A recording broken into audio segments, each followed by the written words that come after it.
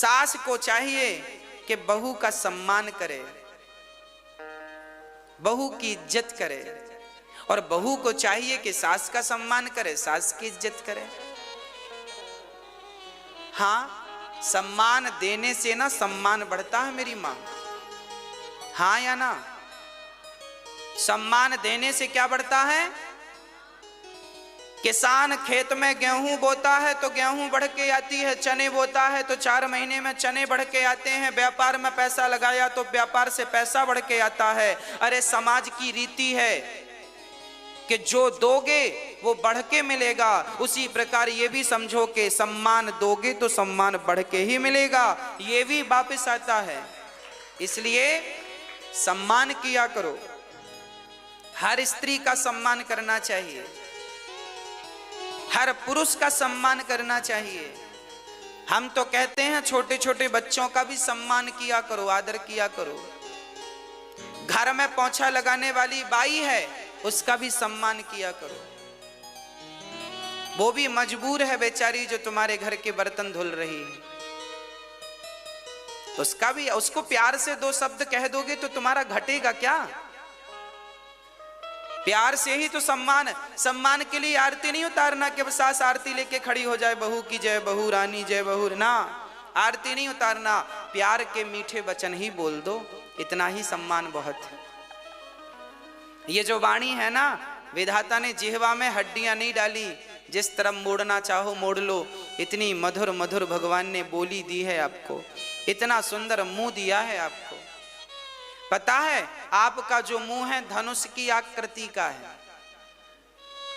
किस तरह का है हमारा मुंह जो है? देखो ध्यान से देखना, धनुष की आकृति है, ऊपर का हिस्सा धनुष जैसा है, नीचे उसकी डोर है। हाँ, ये धनुष है, और हमारी जीवा ये बाण है। बाण 2 प्रकार के होते हैं। एक बाण वो होता है जो लोगों को घायल कर देता है, और एक बाण औषधि वाला बाण होता है।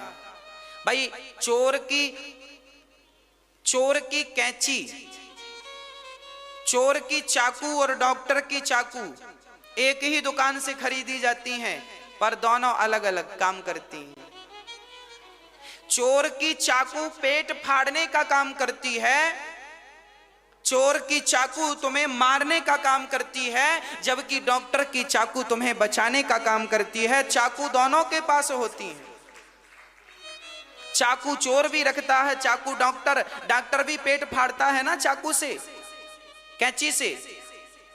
हाँ जी, बस मेरी मां, एक बाण आप अपने मुख रूपी धनुष से चाहें तो चोर वाला बाण चलाएं, और चाहें तो डॉक्टर वाला बाण चलाएं। चोर वाला बाण चलाएंगे अपनी जिह्वा से तो लोग घायल हो जाएंगे, मर भी सकते हैं, और डॉक्टर वाला बाण चला दिया तो मरा हुआ भी आपकी वाणी से जिंदा हो सकता है। वाणी ऐसी बोलिए मन का आपा खोए, औरहु को शीतल करे आपहु शीतल होए। कागा काको धन हरे, कोयल काको ले, और मीठा वचन सुनाय के जग अपनों कर ले। कौआ काव काव करता है, कोई नहीं सुनता, जबकि कोयल कूकती है ना तो सब सुनते हैं। दोनों का रंग काला है, पर एक की कूक सब सुनना चाहते हैं और एक का काव काव सुनना कोई नहीं चाहता। तो जीवन में व्यवहार कौए की तरह ना हो, कोयल की तरह व्यवहार हो, ताकि सब आपको सुने। वाणी कोयल की तरह हो।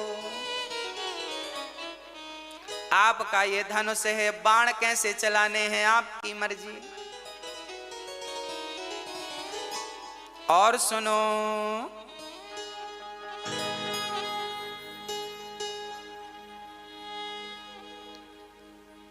ये जो हमारे शब्द है ना, शब्द संभाल के बोलिए, शब्द के हाथ न पाव, एक शब्द औषधि करे, एक शब्द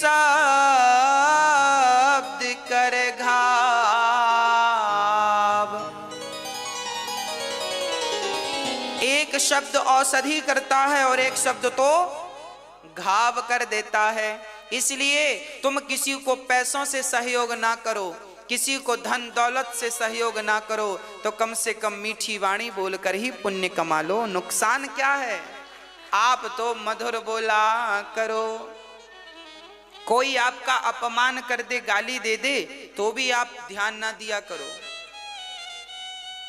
मधुर बोला करो।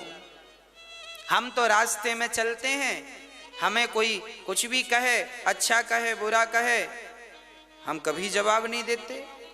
क्या होगा जवाब देने से?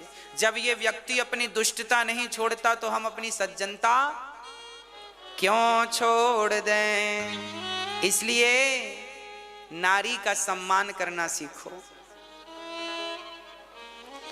हर पुरुष को चाहिए नारी का आदर करे, हर स्त्री को चाहिए नारी का सम्मान करे। और शादी बच्चों की हो, उसके पहले पत्नी का सम्मान कैसे किया जाता है, पति का आदर कैसे किया जाता है, ये संस्कार जरूर अपने बच्चों को देना। यदि दोगे तो शादी के बाद तलाक की नौबत नहीं आएगी, और नहीं दोगे तो साल भर के अंदर कागज समेटने पड़ जाएंगे।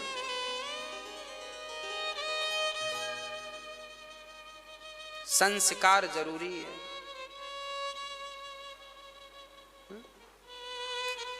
इसलिए हाँ,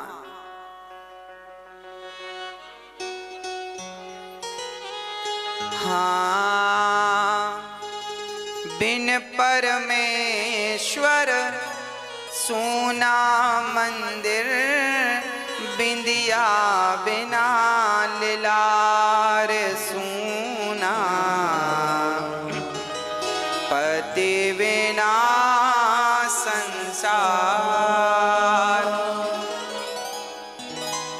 पति ही ब्रह्मा पति ही विष्णु, पति नरबदाधार। जिस नारी ने,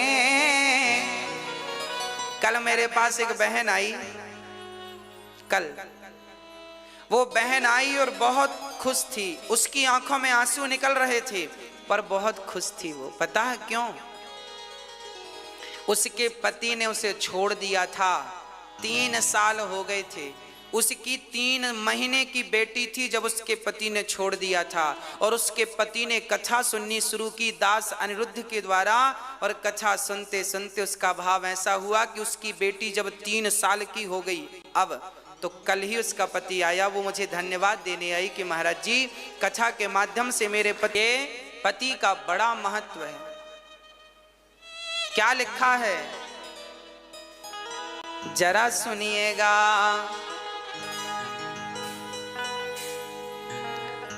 पति ही जप है, पति ही तप है, पति ही है करता, पति से ही पत इस तन की है, पति बिन विपति हजार सूना, पति बिना संसार।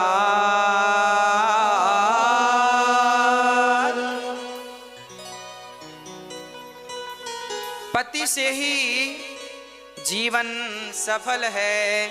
इसलिए नारियों को चाहिए कि खूब सम्मान किया करें पति का, पतियों को चाहिए खूब सम्मान किया करो नारियों का। बड़े प्रेम से जीवन का निर्वहन होना चाहिए, जीवन यापन होना चाहिए, प्रेम के साथ जीवन हो। राम सीता कैसे थे, राधा कृष्ण कैसे थे, लक्ष्मी नारायण कैसे हैं, वैसे ही तुम रहो। हमारे यहाँ हमारे ग्रंथ, हमारे देवी देवता जोड़ने की बात करते हैं, तोड़ने की बात नहीं। हम लोग नारियों का आदर करते हैं। अब कुछ लोग ना करें, वो उनका अपना विषय हो सकता है, पर हमारे शास्त्रों में नारियों का बड़ा सम्मान लिखा है। सारे डिपार्ट नारियों को दिए गए हैं। अन्नपूर्णा माँ, रोटी किसके पास मिलेगी? अन्नपूर्णा मैया के। पैसा लेना हो तो लक्ष्मी माता, विद्या लेना हो तो सरस्वती माता। पुरुषों के पास कोई डिपार्ट नहीं। फिर भी माताएं कई बार कहती हमारा सम्मान नहीं हो रहा है, सम्मान नहीं हो रहा है। अरे आपके सम्मान की जरूरत ही क्या है? आपका सम्मान तो ब्रह्मा विष्णु महेश करते हैं। हाँ, आपको पता है भगवान कृष्ण भी उन पर कृपा करते हैं जिन पर पहले राधा रानी की कृपा हो जाए। राधा रानी की कृपा ना हो, हेड तो राधा रानी है। कन्हैया को तो राधा रानी बोलेंगी कृपा करो तो करनी पड़ेगी। कन्हैया की चलती थोड़ी है।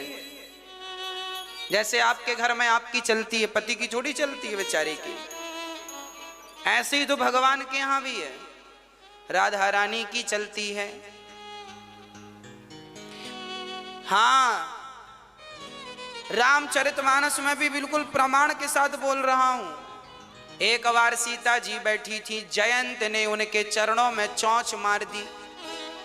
तो चोंच मारी कौआ बनकर, तो पांव से रक्त निकलने लगा। सीता माता को राम जी ने देखा।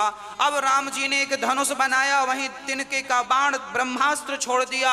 अब तिनका जब पीछे लगा तो जयंत भागा, बचाओ ब्रह्मा जी। ब्रह्मा जी बोले भाग जा यहां से, मैं नहीं बचाऊंगा। हे शंकर जी बचाओ। शंकर जी बोले भाग, अंदर मत आना। राम जी से पंगा लिया, उनसे कोई नहीं बचाएगा। अब पिता के पास गया। पिता कौन? इंद्र। इंद्र भगवान बचाओ पिताजी। इंद्र बोले स्वर्ग में मत घुसना, चल बाहर दुष्ट। राम जी से पंगा लिया, सीता जी के पांव में चोंच क्यों मारी तूने?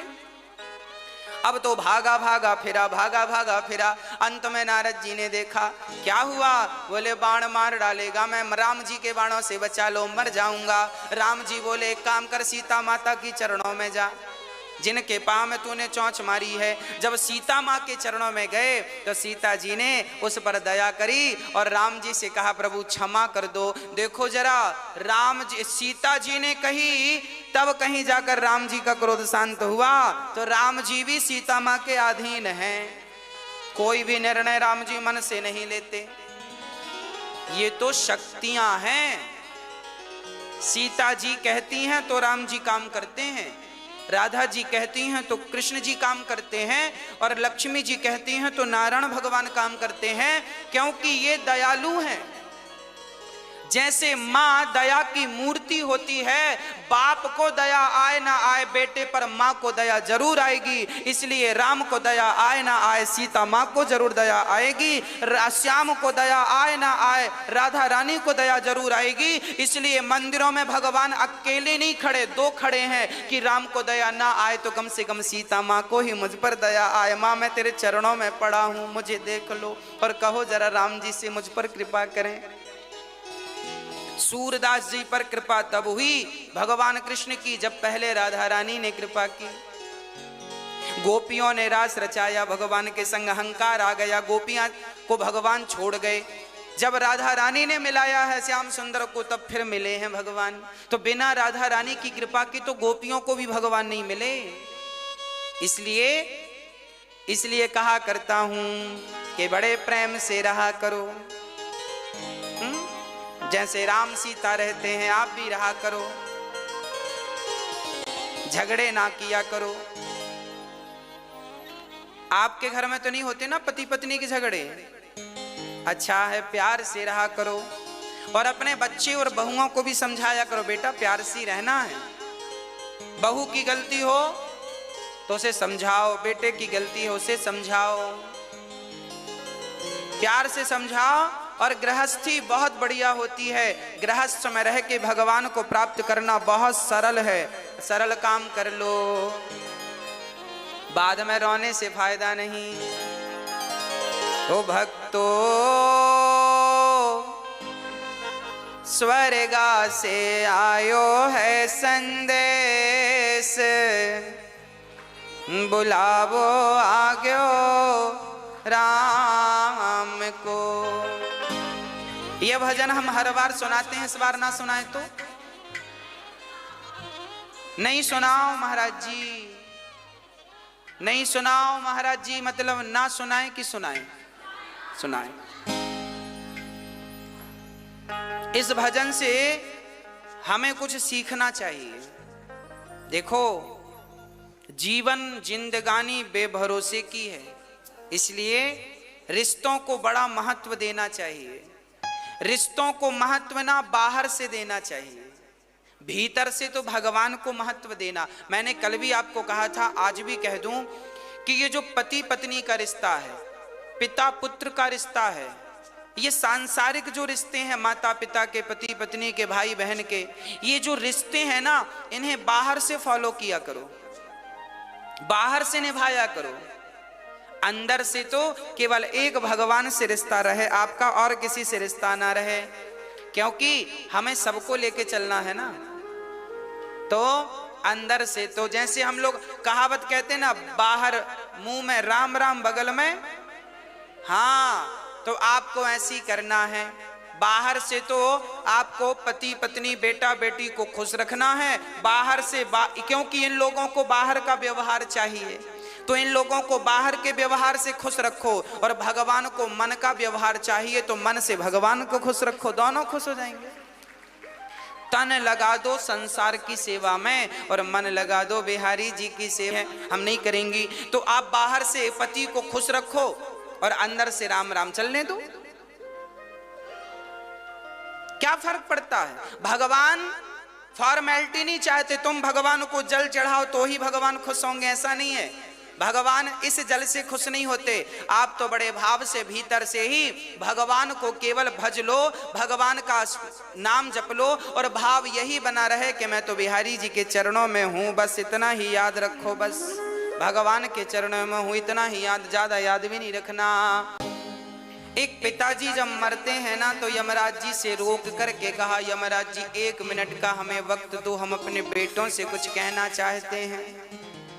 क्या कहना चाहते हो? एक पिता ने बेटों से कहा कि भाई भाई प्रेम से रहना, तुम भाई भाई प्रेम से रहना, जाना है सबको उसके पास, बुलावो आग्यो राम को। भाई भाई प्रेम से रहना, जाना है सबको उसके पास, बुलावो आग्यो राम को। भाई भाई को कैसे रहना है? प्रेम से रहना है। पर आज का भाई लालची हो गया है। आज के भाई ऐसे हैं कि भाई भाई झगड़ा कर लेते हैं, और छोटा भाई बड़े भाई के घर भी नहीं जाता, बड़े भाई छोटे भाई के घर नहीं जाते। भाई भाई की का बैर चल रहा है। आज कलयुग के ऐसे भाई हैं, भाई को भी देखना पसंद नहीं करते। अरे भाई, लोग अमरनाथ की यात्रा करने जाते हैं, वैष्णव माता की यात्रा करने जाते हैं, उतनी लंबी लंबी चढ़ाइयां लोग चढ़ते हैं, पर अपने रूठे भाई के घर जाकर कान पकड़ करके सॉरी नहीं कह पाते। बताओ कैसे देवी देवता प्रसन्न होंगे? अच्छा ये बताओ, आप लोग अपने भाई के घर जाते हो कि नहीं? हाँ, पुरुषों से पूछ रहे हैं हम, माताएं तो खूब जाती हैं अपने भाइयों के घर।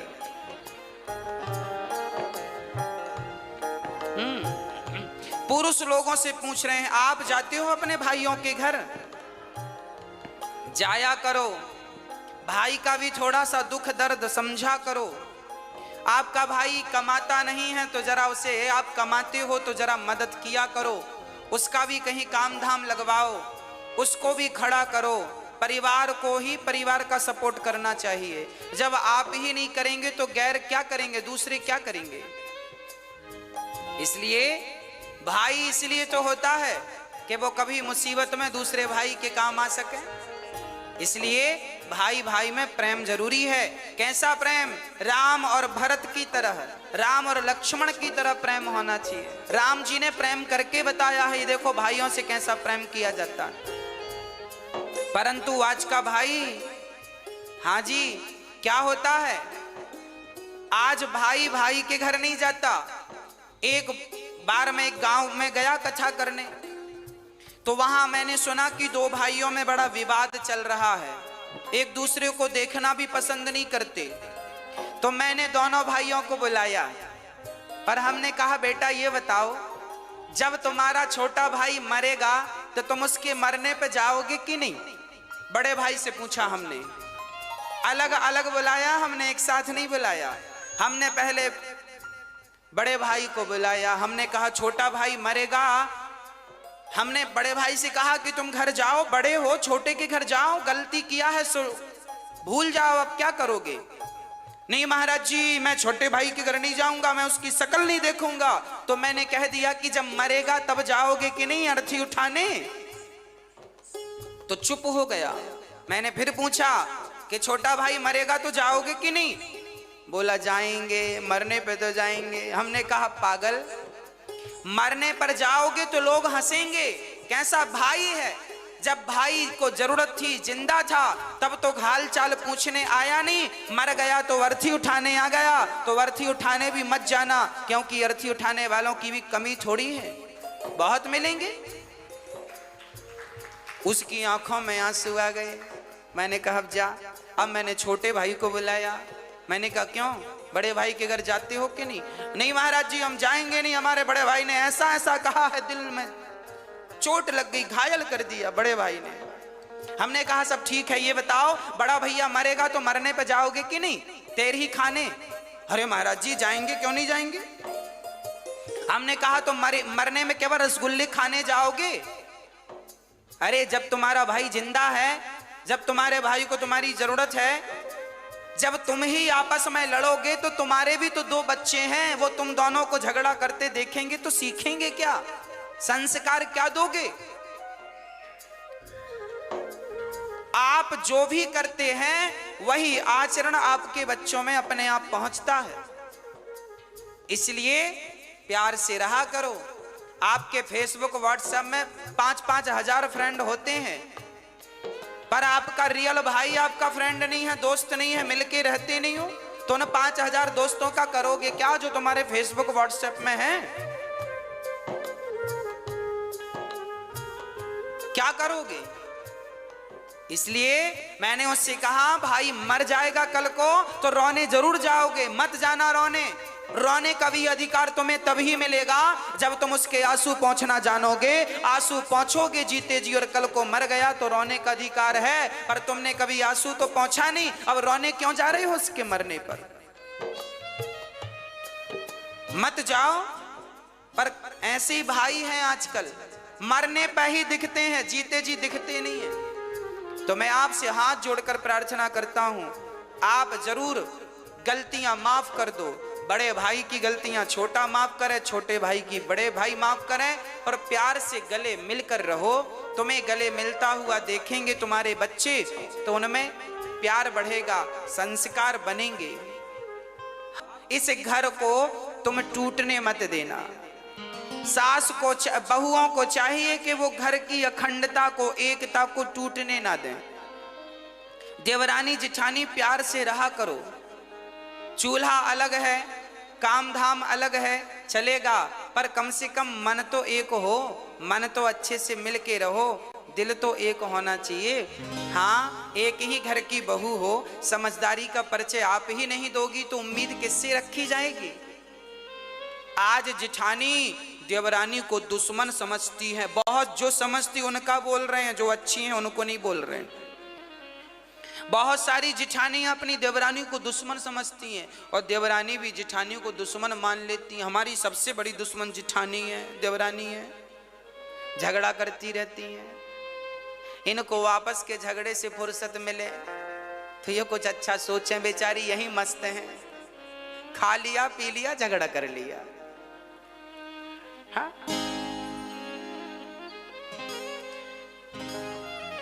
इसलिए प्यार से रहने में ज्यादा सुख है, प्यार से रहने में ज्यादा आनंद है। अरे जीवन, ये जिंदगी क्या है इसे समझो। ये हंसने मुस्कुराने गाने के लिए आनंदित होने के लिए जीवन दिया भगवान ने। और लोग रोते रहते हैं, मेरी जेठानी ऐसी, मेरी देवरानी ऐसी। अरे वो जैसी है रहने, तुम अच्छी बन जाओ ना। हाँ, प्यार से रहा करो, घर में दरार ना पड़े। एक झाड़ू पूरे कचरे को साफ करती है, पर वह बिखर जाए तो खुद कचरा बन जाती है। आप जिस दिन बिखर जाओगे ना, टूट जाओगे ना, उस दिन आपका ये टूटना ही आपके दुखों का कारण बन जाएगा। इसलिए रही मन धागा प्रेम का मत तोड़ो चटिकाए, और टूटे से फिर ना जुड़े, जुड़े तो गांठ।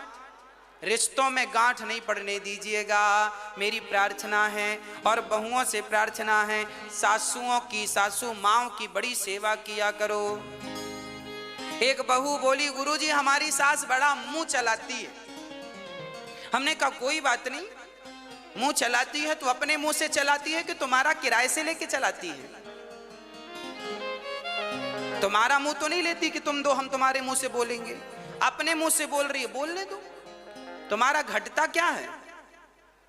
सुन लो, चुप रहो, जवाब मत दो, अपने आप झगड़ा शांत हो जाएगा। झगड़ा तब बढ़ता है जब एक ने किया भौं तो दूसरे ने कर दिया भौं भौं, झगड़ा चालू। हाँ, तो आप समझदार हैं, कोई बात नहीं। एक समझदार होगा तो झगड़ा नहीं होगा, जब दोनों मूर्ख होते हैं तो झगड़ा होता है। इसलिए सास बोल रही है तो चुप रहो, बहू बोल रही है तो सासू माँ चुप रहे, एक तो चुप रहो मेरी माँ। हाँ, और बड़े प्यार से रहो अपने घर में, अपने जीवन में। कोई झगड़ा नहीं, कोई लड़ाई नहीं। और माँ की, बूढ़ी बूढ़ी माँ की जरा सेवा किया करो। बूढ़ी बूढ़ी माँ को अकेले बनाने ना दिया करो रोटियां। महाराज जी हमारी सासू माँ तो अकेले बना के खाती है, हम तो बोलते हैं कि खाया करो हमारे संग। अरे तुम बोला ना करो, अपनी सासू माँ का हाथ पकड़ के ले आया करो। माँ आपको क्या जरूरत है अकेले बना के खाने की, हम तो हैं। जब आप अपनी सासू माँ का बड़ा सम्मान करेंगी, बड़ा आदर करेंगी, तो फिर उसे शौक थोड़ी लगता है कि बुढ़ापे में बना के खाएगी। वो तो तुम्हारे संग खा लेगी, पर तुम्हारा मन नहीं मिल रहा है इसलिए अकेले बना के खा लेती है।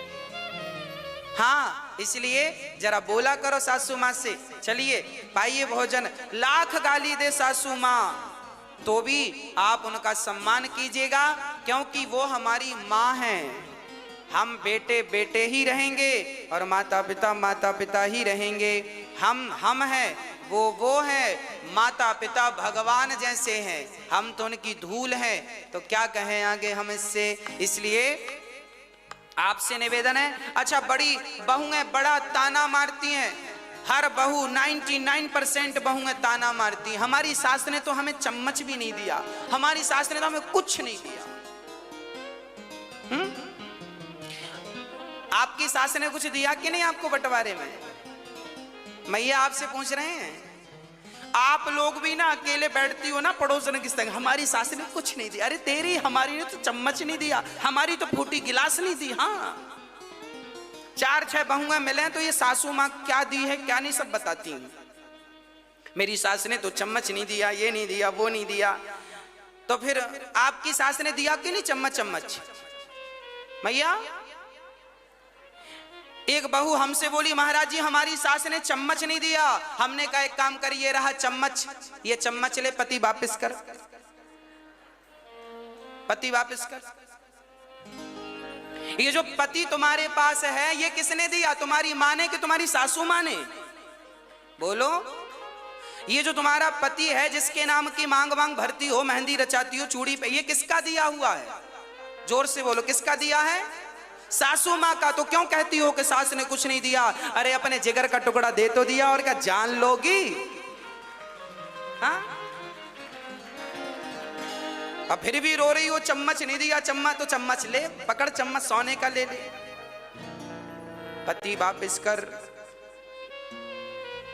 इसलिए ये मत कहा करो कुछ नहीं दिया, बहुत कुछ दिया है। आज आपकी होंठों पे मुस्कान है, मांग में सिंदूर है, तो आपकी सास के बदौलत है। इतना बढ़िया पति दिया है तो धन्यवाद दो, सेवा करो। एक मिनट की मोहलत दे दो, करो बहू से बात। इसलिए रिश्तों की इज्जत कीजिएगा, रिश्तों को समझिएगा। और सबसे ज्यादा समझदारी बड़ों की है। बहू तो बच्ची है, बहू तो बेटी है, आप तो बड़ी हो ना, आप तो समझदार हो, ससुर समझदार हैं, सास तुम बड़े हो घर के। रिश्ते ना टूटें इसके लिए आप काम करो। आपकी समझदारी है कि रिश्ते ना टूटें। जिस घर में भाई भाई में झगड़ा होता है, निश्चित उस घर के माता पिता दोषी माने जाते हैं। तुम समझदारी से क्यों नहीं सुलझाए? क्यों नहीं दोनों बच्चों को बिठाकर, दोनों बहुओं को बिठाकर तुमने सुलझाने का प्रयास किया? जब माता पिता पक्षपाती हो जाते हैं ना, तब घर में झगड़ा होता है और घर में महाभारत हो जाता है। इसलिए माता पिता की बड़ी गलतियां होती हैं। आजकल के माता पिता पक्षपाती हो गए हैं।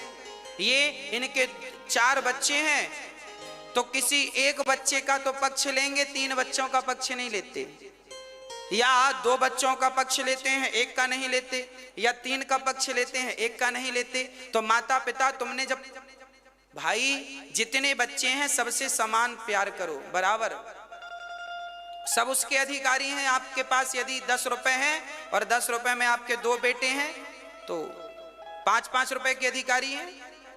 चलो 3-3 रुपए दो दोनों को, बाकी अपने पास बचा के रखो। पर जब तुम सेवा जो तुम्हारी करे बढ़िया दिल से, उसको देना, पर इतना तो उसको देकर जाओ जिससे उसका गुजारा होए। माँ बाप समझदार होते हैं ना तो झगड़े नहीं होते, सास ससुर समझदार होते हैं तो झगड़े नहीं होते। कई बार हमने देखा है सास ससुर ही लापरवाह होते हैं, माता पिता ही लापरवाह हो जाते हैं, अकड़ अकड़ में रिश्ते खराब हो जाते हैं। कई सासों को हमने देखा है कि बहुओं के साथ बहुत बुरा व्यवहार करती हैं। बहुत सारी बहुएं हैं जो सास के साथ व्यवहार बुरा करती हैं, पर समाज में ऐसी सासें भी पाई जाती हैं जो बहुओं के साथ बुरा व्यवहार करती हैं। ऐसी सासों को भी ठीक होना चाहिए और बहुओं को भी अपने विचार ठीक करने चाहिए, सासों को भी। और रिश्तों में प्रेम हो, बड़ा छोटे का भाव ना हो कि मैं बड़ी महारानी हूं, मैं मालकिन हूं घर की, ना। जो है ठीक है, समझदारी रहे तो फिर झगड़े नहीं है।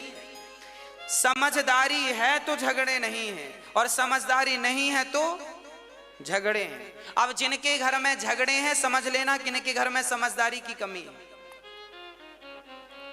एक भी समझदार होता तो झगड़ा नहीं होता। इसलिए मैं निवेदन करता हूं, सासुओं को भी समझदार होना है, बहुओं को बेटी की तरह रखना है, और बहुओं को भी समझदार होना है, सासों को भी माँ की तरह प्यार करना है। बस यही आपके घर को स्वर्ग बनाने के फॉर्मूले हैं, सूत्र हैं। आपका ही घर है, या तो तोड़ दो या तो बचा लो। घर तो आपका ही है, बहू तो आपकी ही है ना। बहू यदि बिगड़ गई तो बहू की बदनामी तो बाद में होगी, लोग तो कहेंगे फलाने की बहू है। हाँ, तो आप तो घर के माता पिता हो, बड़े हो, आप तो अपनी बहू को संभालो, समझाओ, जैसे समझा सकते हो समझाओ, बस प्यार से रहो। बस मैं तो निवेदन यही करूंगा। बहुत सारे लोग ताने, बहू आई और बहू ने कुछ गलती की तो सासू माँ ने ताने देने शुरू कर दिए, तेरे बाप ने यही सिखाया है, तेरी माँ ने यही सिखाया। लो, यहीं से रिश्ते कमजोर होने लगते हैं। ताने मत मारो तुम्हारी बेटी की तरह। सच कहता हूं, बहुत सारी सास ऐसी होती हैं जो अपनी बहू को पूरी जिंदगी में बेटी की तरह एक्सेप्ट नहीं कर पाती, स्वीकार नहीं कर पाती, मानती ही नहीं कि ये मेरी बेटी है। और जिस दिन बेटी मान लेंगी ना, सारा झगड़ा मिट जाएगा, पर वो मानती नहीं। अपनी बेटी से 2-2 घंटे बात करती है और अपनी बहू से 2 मिनट भी बात नहीं करती, हाल चाल के, चलो बहू मायके गई हो, ठीक हो, जिंदा हो कि मरी हो। ये तो गलत है। समान व्यवहार हो, समानता हो, सब में सबसे स्नेह हो, सबके प्रति सम्मान हो, फिर रिश्ते देखो कितने मधुर होते हैं। याद रखना, रामचरितमानस में लिखा है, जहां सुमति तहां संपत्ति नाना, जहां कुमति तहां विपत्ति निदाना। जिस घर में एकता होती है, जिस घर में सबका सबसे प्रेम होता है, वो घर में तो भगवान भी अवतार लेने को तरसते हैं। भगवान राम दशरथ जी के घर क्यों आए? क्योंकि दशरथ जी की 3 पत्नियां थीं, पर आपने कभी सुना नहीं होगा कि तीनों में कभी झगड़ा हुआ है। 4 बेटे थे दशरथ जी के, राम लक्ष्मण भरत शत्रुघ्न, चारों में कभी झगड़ा नहीं हुआ। राम, कौशल्या, दशरथ बड़े प्रेम से रहते थे, बड़े नियम से रहते थे। तब भगवान को भी लगा कि मुझे इनके घर जाना चाहिए। जब आपके घर में प्रेम होता है, जहां सुमति तहां संपत्ति नाना, जहां कुमति तहां विपत्ति निदान। बोलिए बांके बिहारी लाल की जय। प्यार से रहिएगा, माता पिता की सेवा कीजिएगा। भगवान श्री कृष्ण ने गोपियों को पातिव्रत धर्म का उपदेश दिया। अंत में भगवान ने, गोपियों ने भगवान से कहा कि आप ही हमारे प्राणों के पति हैं, इसलिए हम आपको नहीं छोड़ सकती।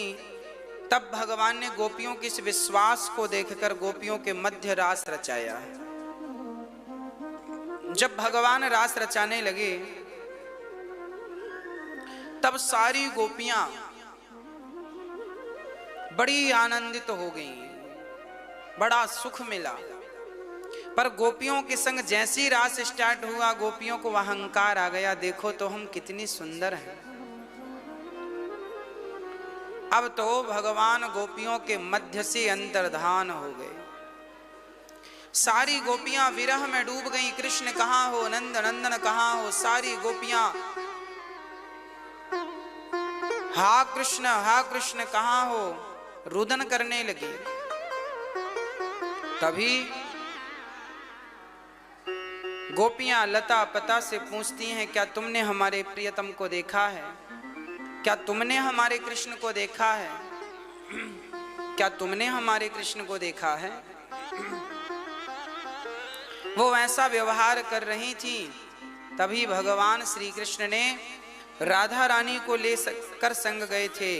राधा रानी ने मन में विचार किया कि गोपियों का इतना सारा पुण्य एक इतने से अहंकार से नष्ट हो गया।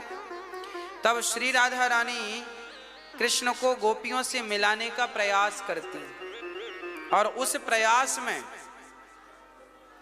श्री राधा रानी एक अभिनय करती हैं, श्याम सुंदर मैं थक गई हूं, क्या करूं? आप बताओ, थोड़ा विश्राम कर लेते हैं।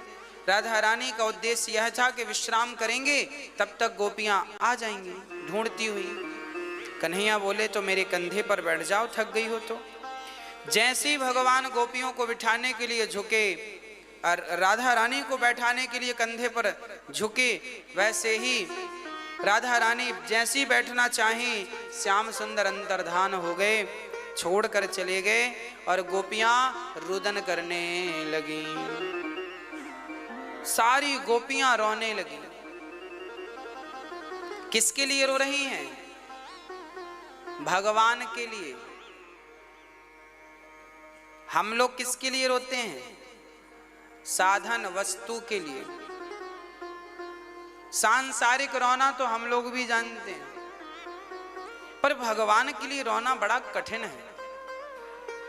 हम में और गोपियों में केवल यही अंतर है कि हम भी रोते हैं, गोपियां भी रोईं, फर्क कितना है। हम संसार की उपलब्धि या वस्तु के लिए रोते हैं, जबकि गोपियां केवल कृष्ण की प्राप्ति के लिए रो रही थी। केवल भगवत प्राप्ति उनका उद्देश्य था, दूसरा कोई उद्देश्य नहीं।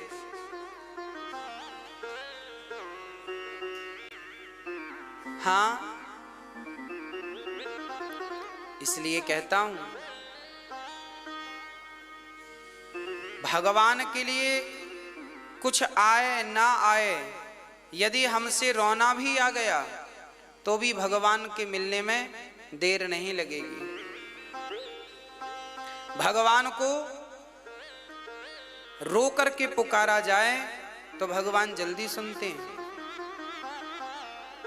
आर्त भाव से पुकारा जाए, बड़े हृदय से पुकारा जाए रोकर, भगवान के कानों तक वो शब्द बड़ी जल्दी पहुंचते हैं। इसलिए जैसे बच्चा जब रोता है ना तो माँ सारे काम छोड़कर बच्चे की तरफ भागती है, उसी प्रकार जब भक्त रोकर पुकारता है तो भगवान सारी व्यस्तता छोड़कर अपने भक्त के लिए बढ़ते हैं। क्या हो गया मेरे भक्त को?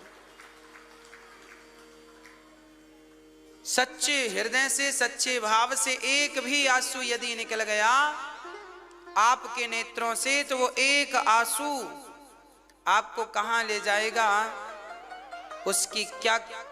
उसका क्या मूल्य देते हैं ठाकुर जी, आपने कभी सोचा भी नहीं होगा। बस सच्चे हृदय से आंसू बहाया करिए, रोया करिए। गोपियां रोईं और रोते रोते एक गीत गा दिया। गोप्यः ऊचुः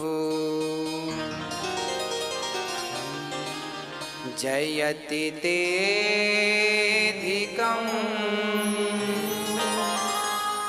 जन्मना व्रजः श्रयत इंदिरा शाश्वतत्रे दयातिद्र। हाँ, ढूंढने से ज्यादा फायदा है, आगे बढ़ने से कोई फायदा नहीं।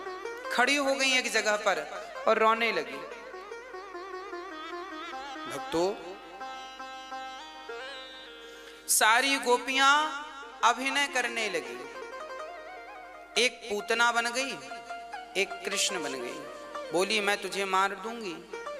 तो जो पूतना बनी थी वो दूध पिलाते हुए कृष्ण बनी गोपी को, कृष्ण बनी गोपी ने उसे मार दिया। वो ऊपर बैठ गई, बोली मैंने पूतना को मार दिया।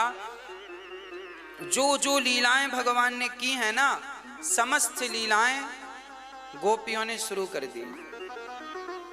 और जब गोपियों ने लीलाएं शुरू की, परिणाम क्या हुआ?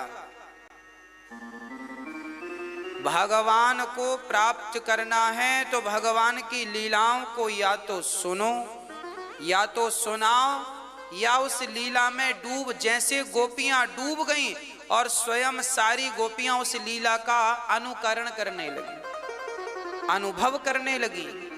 भगवान को पाना हो तो चार सहारा हैं, नाम, रूप, लीला, धाम। या तो भगवत प्राप्ति होगी नाम से, नाम का आश्रय ले लो, या तो भगवान के रूप का, भगवान की सुंदरता पर खो जाओ, या तो लीलाओं का गुणगान करो, या तो सुनो, या तो फीलिंग महसूस करो, फील करो भीतर, या तो धाम का वास।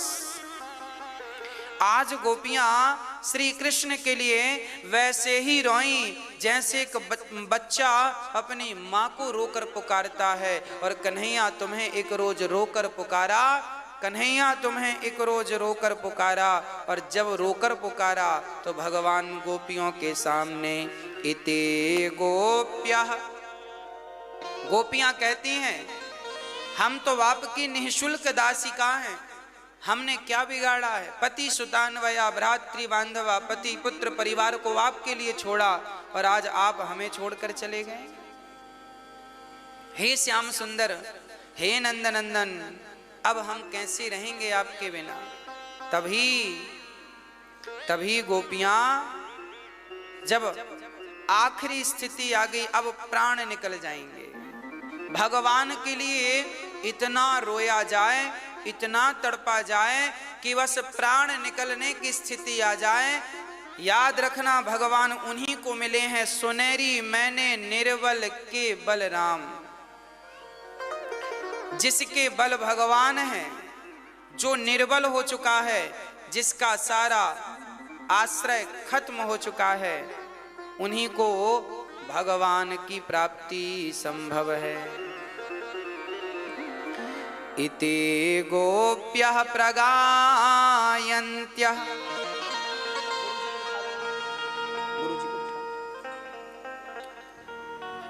प्रलपत्यश्च चित्रधा रुरुदु सुस्वरम राजन कृष्ण दर्शन लालसा।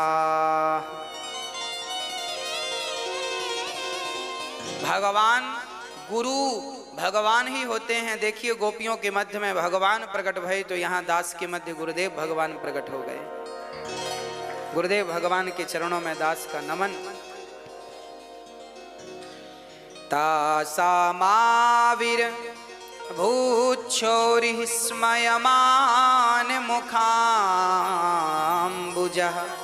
पीताम्बरधरः स्त्रग्वी साक्षान्मन्मथः।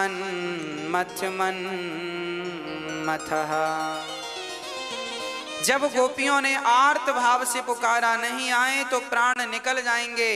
जब गोपियों के प्राण निकलने की स्थिति उत्पन्न हुई तब भगवान गोपियों के मध्य प्रकट हो गए।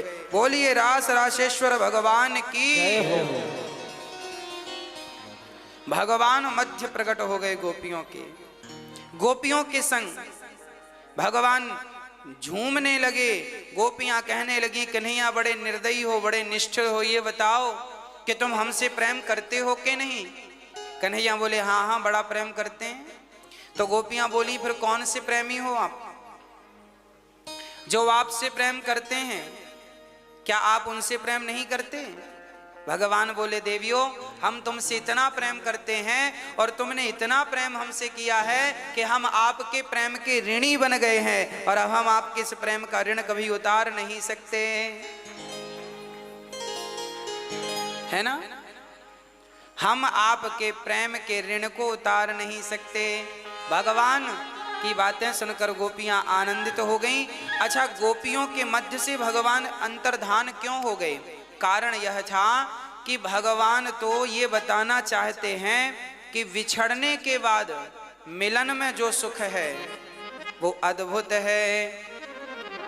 आज गोपियों को जब रोने से भगवान मिले तो रोकर जो वस्तु मिलती है उसकी कीमत ज्यादा होती है, उसका महत्व ज्यादा समझ में आता है। इसलिए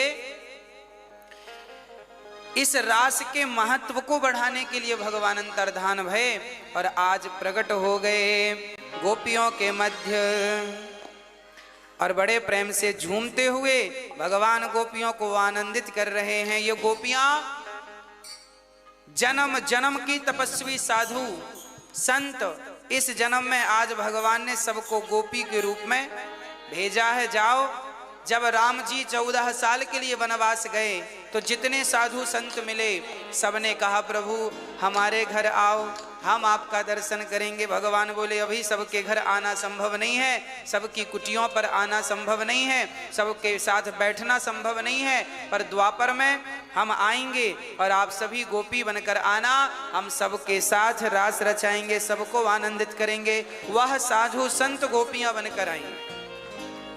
जब राम जी सीता स्वयंवर में गए तो सीता की तमाम वो सखियां जनकपुर की मोहित हो गईं, मन से कामना किया क्या ऐसा पति मेरा होगा। उन सभी की इच्छाएं तब अधूरी रह गईं। आज ठाकुर जी ने अपने संग उनको रख के आज उनकी इच्छाएं पूरी की। देखिए भगवान के भक्तों की इच्छाएं बहुत सारी हो, तो श्रोता तो पुरलिंग है ना, तो यहां तो स्त्रियां भी हैं। अब ये थोड़ी कहा जाएगा श्रोता बहुत थे तो श्रोतियां भी ज्यादा थी ना। आपने श्रोता कह दिया तो स्त्री पुरुष दोनों का संबोधन हो गया, उसी प्रकार गोपी कह दिया तो स्त्री पुरुष दोनों का संबोधन हो गया। गोपी एक भाव था, उस भावपूर्ण व्यवस्था का नाम गोपी था और उस व्यवस्था का नाम महारास था।